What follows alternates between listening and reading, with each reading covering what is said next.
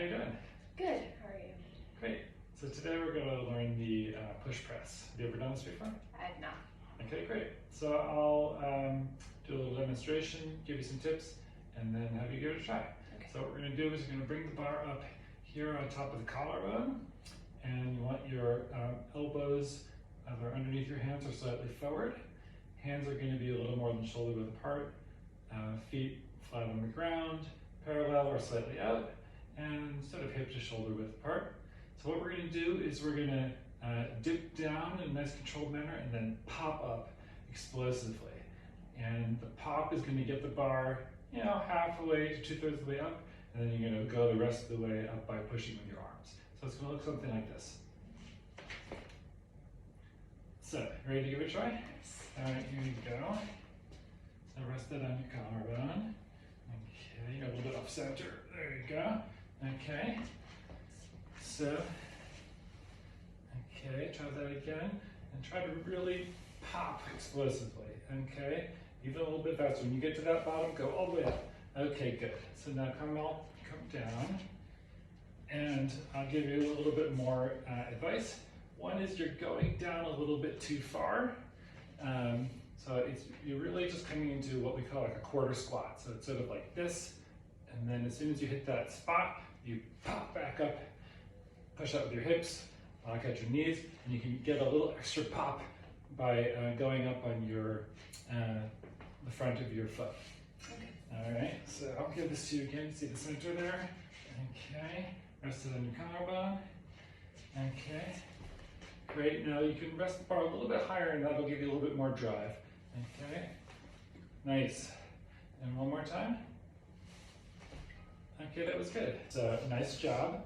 You had good form. You kept your torso nice and upright. You waited to push with the arms until you had given it a good pop with your lower body. And a nice job getting more explosive there at the bottom.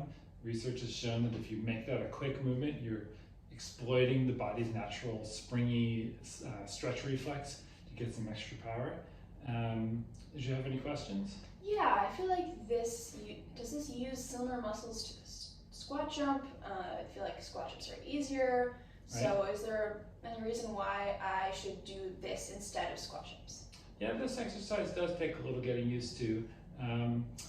It does have a couple advantages though. Research has shown that it works the same muscles while producing fewer injuries, and it also gives you an easier way to progress the exercise, to make it harder and harder over time so that your body doesn't just get used to it and stop improving.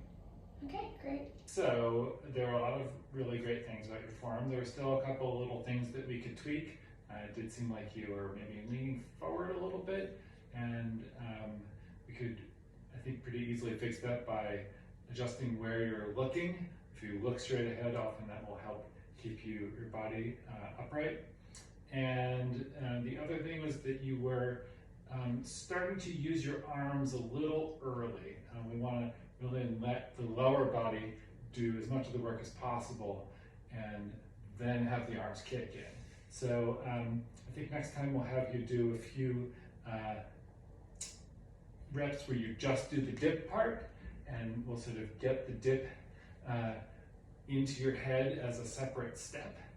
And then we will have you do the whole exercise, and I'll put my hand at the top of your shoulder and tell you not to start using your arms until your shoulder gets back up to that point.